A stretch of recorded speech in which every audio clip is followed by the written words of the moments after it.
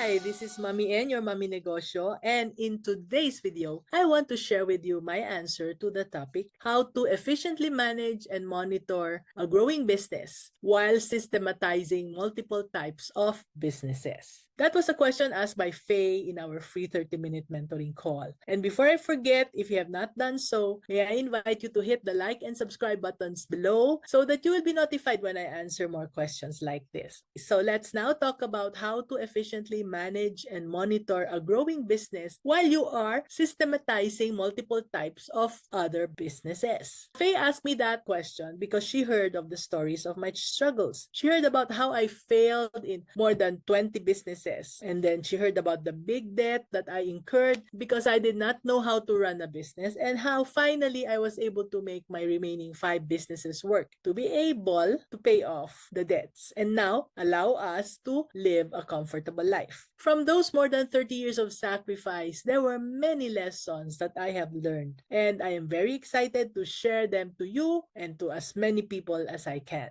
If you won't hear what I share, then you are bound to repeat the same mistakes I committed, right? This is why I create YouTube videos almost every day. It is for people to skip the painful part of the learning process and to be able to get the lessons right away from me. So I'm very happy to share with you the 5 tips that work for me, and I hope that you would try them so you'll see how they can work on you as well. Tip number 1, stay organized. Keep all the important documents and records in order so you can easily access them when you need them. I use folders or labels to categorize the information from the different businesses that I was handling. Color coding them was super helpful, that I even color coded the many files in my computers for easier access to them. Try it. Tip number 2, create standard processes. With so many people to deal with in different locations of the businesses, it's almost impossible to remember every instruction that I would give out from time to time. Now, add to it the complexity that it was not only me that they got instructions from, but from my husband as well. With this challenge, I learned to be patient as we develop step-by-step instructions for routine tasks in each type of our businesses. It was a tedious task to put everything into writing. But after we did, things became easier for us. All our instructions and the thinking behind them were documented so that it became easier for us to trace the right processes in performing each of the tasks. After the documentation was done, it was also easier to ensure consistency. The biggest blessing here was that it made it easier for me to train new employees by communicating the tasks to them as it was documented in their task lists. Tip number 3 is to use checklists. I love checklists. Do you love checklists as well? You see, I created checklists for daily, weekly, and monthly tasks. I created marketing activity checklists, store opening checklists, hiring checklists, etc. With a checklist, it's easier to communicate to my team and to make sure that things are getting done by the right people at the right time. So use checklists. They will help you stay on top of important activities and make sure nothing is overlooked.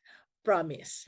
Tip number 4, set goals. Ever since I could remember, I've been teaching people how to set goals. But when I turned 60, I just stopped setting goals. I thought that it was time to just be spontaneous and to enjoy life because I'm already retired. So, years went by without much happening, and I became easily bored with my life as a retiree. I think that will be a common experience of most retirees, right? I wrote a book, if you've heard about it. And yes, my husband and I, we traveled to many countries before the pandemic hit. So we went to visit friends and we attended more trainings. And yes, I also did a few YouTube videos, but that was just it. It was not goal directed. It was just spontaneous. And then pandemic came. And even making goals and achieving them was no longer possible because everything there during that time was unpredictable. But as 2022 ended and things were starting to open up, I decided that it was time to set goals again. So I set annual goals for 2023. I set quarterly goals, monthly goals, and weekly goals, not knowing how I will be able to fulfill them, but I set them anyway. And guess what? As I wrote down the goals, miracles have been happening in my life. I attracted old friends who either helped me or introduced me to people who would. And this led to the most productive year ever for me since I retired at 60 years old. So, if I'm almost 70 now and I'm still setting goals, there should be no excuse for you not to set goals, okay? So, if you have different businesses, determine what you want to achieve for each of these businesses and set SMART goals. So, I'm sure that you know what SMART goals are because if you don't, you can always Google that. So, the goals have to be SMART, SMART, and these SMART goals will give you a clear direction and motivate you to work towards success. Finally, tip number 5 is to seek help. Don't hesitate to ask for help when you need it. This could be in your business as well as in your personal life as well. There is an abundance of people you can reach out to. There are professionals, coaches, mentors, or other business owners you could ask advice and guidance from. From their vast knowledge and experiences, they can provide valuable insights and support to help you navigate through managing and systematizing your businesses. So remember, take these tips one step at a time. There are too many of them to adapt right away, but adopt them to fit your specific needs and circumstances. With proper organization, processes, and support, you can effectively manage and monitor your growing business while systematizing your multiple types of other businesses. Was that helpful? Faye asked this question in one of our free one-on-one Q&A Tuesday Zoom calls. So if you too have questions or if you're interested in learning how to grow your business by growing your people, please tell us in the comments below and we will get back to you. Or if you need free business mentoring, sign up to our Q&A Tuesdays where you can get into a 30-minute Zoom call with me one-on-one and it's totally free.